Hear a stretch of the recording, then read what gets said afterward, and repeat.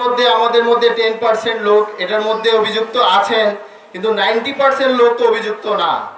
কিন্তু যেভাবে একজন পুলিশের জন্য সমস্ত থানাকে অভিযুক্ত করা যেতে পারে না, সেই সমস্ত কারণেই আমাদের 10 জন বিহারীর জন্য 90 জন লোককে যাতে দোষারোপ না করা হয়, এই জন্য আমি থানায় এবং সকল নেতৃবৃন্দর প্রতি বিশেষ অনুরোধ জানাচ্ছি। দ্বিতীয়ত, মাদক নির্মূলের জন্য কিছু আমাদের পদক্ষেপ নিতে হবে। প্রথমত, কোনো ব্যক্তি মায়ের পেট থেকে পাপী হয়ে জন্ম নেয়নি, তারা কোনো না কোনো কারণে এটার সাথে জড়িত হয়ে গেছে। কিন্তু এটা আমাদের দায়িত্ব। একজন মানুষকে হত্যা করে দিলেই কিন্তু মাদক শেষ হয়ে যাবে না, তাকে শেষ করতে হলে গোটা সমাজকে আমাদের পরিবর্তন করতে হবে। কিন্তু গোটা সমাজের মধ্যে সব মানুষ তো আর ভালো হবে না। 5 জন মানুষ নির্বাচিত করে, 10 জন মানুষ নির্বাচিত করে একটি কমিটি গঠন করা হোক। এই কমিটির লোকজনরা একটা লিস্ট করুক যে কারা কারা মাদকের সাথে জড়িত, এবং এই লিস্টেড ব্যক্তিদের প্রতি প্রথমে তাদের বোঝানো হোক, কাউন্সিল করা হোক, এমপি সাহেবের কাছে নিয়ে যাওয়া হোক, এবং সর্বোপরি না পারলে আমাদের ওসি সাহেব আছেন, তার নিকট আমরা যাব যে আপনি এখন ব্যবস্থা নিন। এটা আমার কাছে এইভাবে মনে হয়। আরো কিছু পদক্ষেপ নেওয়া যেতে পারে, আমরা সেটা আলোচনা সাপেক্ষে করতে পারি। আমি বক্তব্য দীর্ঘায়িত না করার জন্য সংক্ষিপ্তভাবে বলছি। আর একটা বিশেষ প্রবলেম হচ্ছে আমাদের পুনর্বাসন নিয়ে। এখন যেহেতু এই বিষয় নিয়ে আলোচনার কথা না, তারপরে ইভিনিমেন্ট 2-1টি কথা আপনাদের কাছে বলতে চাই। আমাদের পুনর্বাসন নিয়ে আমরা জানি আমাদের উচ্চ আদালত আমাদের প্রতি রায় দিয়ে আছেন এই পর্যন্ত।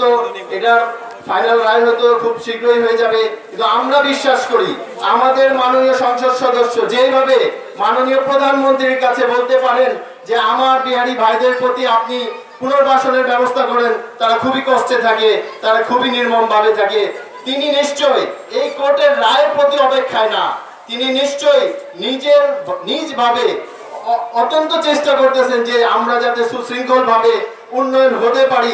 এই জন্য তিনি মাননীয় প্রধানমন্ত্রীর সহ বিভিন্ন ভাবে কাজ চালায় যাচ্ছেন। তাই আমরা বিশ্বাস করি কোন কোর্টের রায় আমাদেরকে আটকায় রাখে নাই। মাননীয় সংসদ সদস্য আমাদের প্রতি একেবারে আদরের প্রতি আমাদের যে ভালোবাসেন, এবং সবচেয়ে বড় কথা ওনার বাবা ওনাকে বলে গেছেন, এই কথা উনি বিভিন্ন জায়গায় বলেছেন যে আমার বাবা বলে গেছেন যে বঙ্গবন্ধু ওনার বাবাকে বলেছেন যে এই বিহারীদেরকে তোমরা দেখবা।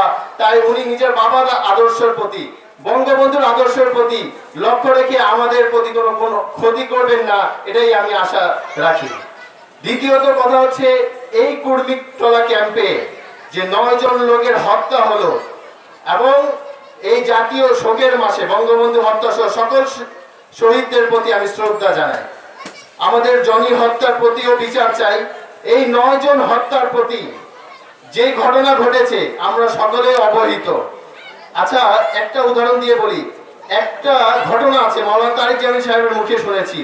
একজন লোক কুকুর নিয়ে যাচ্ছিল, সেই পথে 4 জন বাচ্চা বলল যে তাকে বোকা বানাবো, এবং তার থেকে ছাগল নিয়ে যাচ্ছিল, তাকে বোকা বানাবো, এই ছাগলটা আমরা নিয়ে নিব, দেখো কিভাবে। একজন বাচ্চাকে বললো যে চাচা এটা তো ছাগল না, এটা কুকুর, তাকে বকা দিল, এই কি বলস তুই।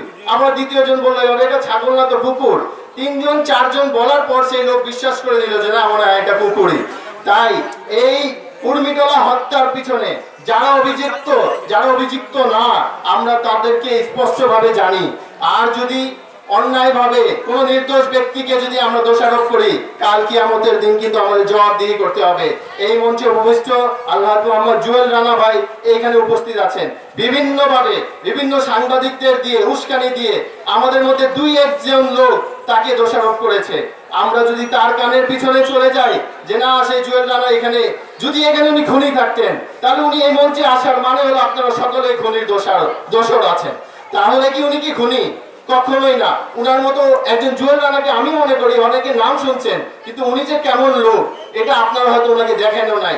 আমার সাথে সামান্য কিছু দিনের সম্পর্ক হয়েছে, আমার সাথে কোনো রাজনৈতিক সম্পর্ক না ওনার সাথে, আমার সাথে কিছু দিনের ব্যবসায়িক সম্পর্ক আছে। কিন্তু আমি ওনাকে এই কিছুদিনে যা বুঝেছি, এবং শেষ কথা আমি এই বিষয় নিয়ে নিজে ব্যক্তিগতভাবে তদন্ত করেছি যে এই পিছনে কারা জড়িত জড়িত না। তো দয়া করে বলবো যারা এটার পিছনে জড়িত আছেন তাদের প্রতি অভিযুক্ত করা হোক, তাদের প্রতি মামলা করা হোক, কিন্তু আলহাজ মোহাম্মদ জুয়েল রানার মতো একজন যুবক, একজন তরুণ উন্নয়নশীল মানুষের জন্য যাতে এরকম কোনো ক্ষতি না করা হোক এটার প্রতি দৃষ্টি আকর্ষণ করছি। আমি আমার বক্তব্য দীর্ঘায়িত করতে চাই না। আমি নিজের বক্তব্যে যদি কোনো ভুল বলে থাকি, কোনো খারাপ কিছু বলে থাকি, ক্ষমা দৃষ্টিতে দেখবেন। আশা করি সবাই ভালো থাকবেন। আসসালামু আলাইকুম। জয় বাংলা। WMB জিন্দাবাদ, WMBS জিন্দাবাদ।